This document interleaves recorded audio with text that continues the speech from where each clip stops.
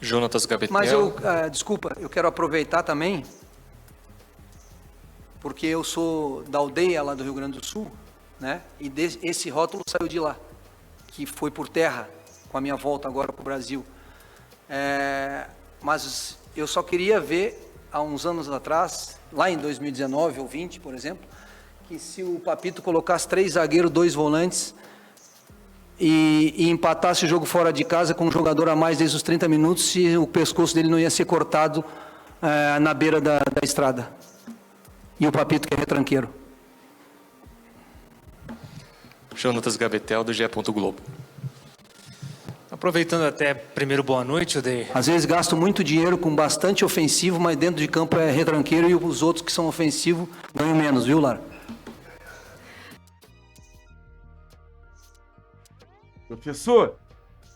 Professor daí, Helman. Papito, calma.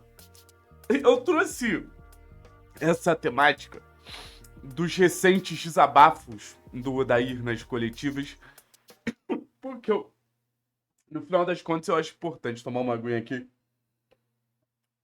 No final das contas eu acho importante a gente repercutir sobre isso, tá? No jogo contra o Vitória, ele já tinha batido de frente falando sobre os jornalistas que dizem que ele não tem padrão de jogo, e aí eu acho que ele tá certíssimo de rebater críticas que são erradas, são infundadas. E agora ele alfineta o Luiz Castro, claramente ali, né? E ele também fala sobre a perseguição que tinham com ele lá no futebol do Rio Grande do Sul, mais uma indireta para a imprensa, no sentido de ter ali o espaço para falar e usar esse espaço para desabafar. Acho muito importante a gente ter um Odair tão à vontade com o microfone, porque eu acho que o Odair, ele sabe usar o microfone a favor do trabalho dele. E eu nem tô falando dessas declarações que ele traz para a imprensa. Quando, por exemplo, ele traz o torcedor, ele muda o ambiente do torcedor, ele faz com que o torcedor apoie muito mais esse time, porque ele é um profissional que tem credibilidade com o torcedor mais do que os jogadores. Eu acho que ele tá fazendo um ótimo proveito. Quando o Odair busca,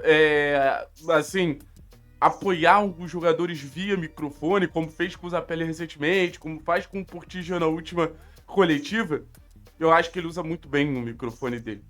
E acho que quando você tem um técnico que tem a relevância que o Odair tem pro Atlético, que não é só a relevância de um técnico, como gosta de falar no futebol brasileiro, né? É quase um manager, porque você tá falando de um profissional... você tá falando de um profissional que tem um impacto e uma influência em basicamente tudo que acontece no departamento de futebol do clube. Acho que você tem que usar essa influência. O que me faz pensar será que o Odair, depois de tantas indiretas e depois de tantas alfinetadas, ele não tá olhando pro lado errado em relação ao trabalho dele? Porque tem tanto elogio, gente. Tem tanto elogio e isso me preocupa, sabe? E eu posso falar isso porque, querendo ou não, eu tenho um comportamento parecido. A gente, às vezes, recebe muito elogio e na hora da crítica a gente dá muito mais valor. E aí, essa resposta que a gente viu agora do Papito foi falando sobre o fato dele ser retranqueiro ou não. Cara, se alguém acha o Papito retranqueiro com o modelo de jogo que o Atlético tá fazendo, com a estrutura que o Atlético tá fazendo, tá completamente errado. E na temporada passada eu falei, eu acho que o Papito é um trabalho, assim, de transição. Por tudo que o Atlético apresentava na temporada passada e pelo que ele apresentou nos últimos trabalhos dele.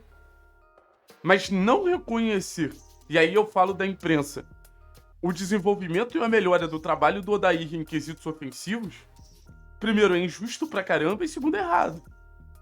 Primeiro, é completamente desproporcional você focar numa fase defensiva, sendo que é um Atlético que tem seus melhores momentos quando tem a bola. E segundo, fica um tom de, perseguição mesmo. O Papito ele não se sente perseguido à toa. O Papito se sente perseguido porque o comportamento de quem faz isso é bizarro. É bizarro.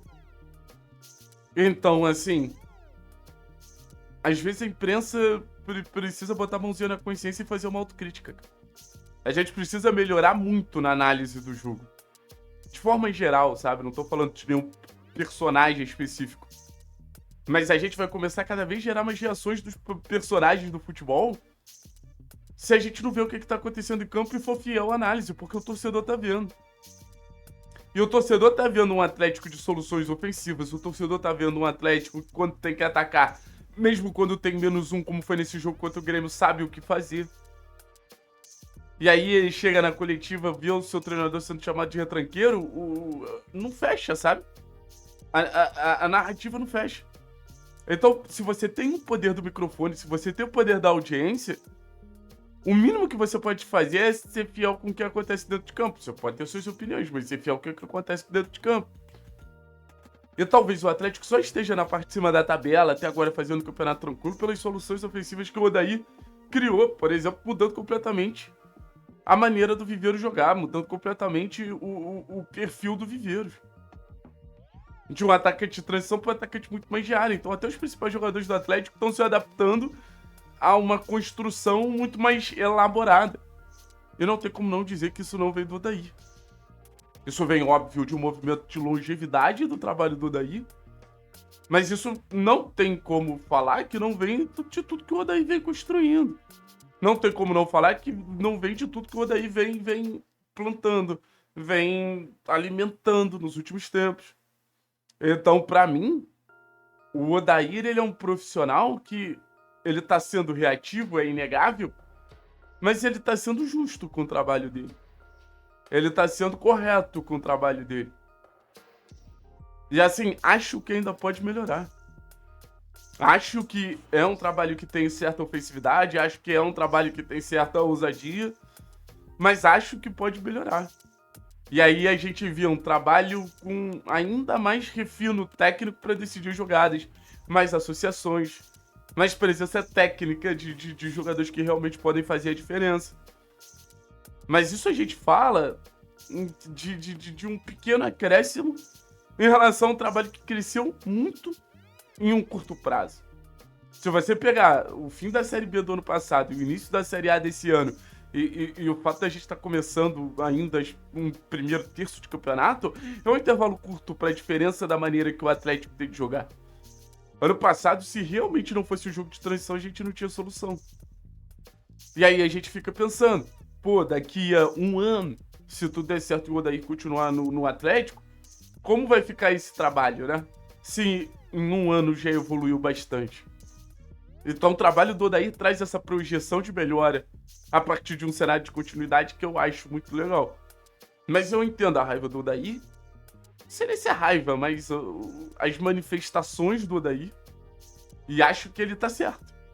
Porque ele tá sendo injustiçado, porque o trabalho dele tá sendo mal avaliado. E talvez o trabalho dele tenha sido mal avaliado outras vezes e ele guarda isso com ele. Mas que se em algum momento esse vídeo chegar ao Papito, que a gente sabe que ele vê aqui o canal, eu fico muito mais no cenário de gerar uma palavra de apoio que gerar uma palavra de crítica. Porque hoje, se a gente for botar na ponta do lápis, o Papito merece muito mais crítica do que apoio, mesmo que isso não venha dos microfones mais tradicionais da imprensa, tanto gaúcha quanto paranaense, enfim. Tamo junto. É nóis.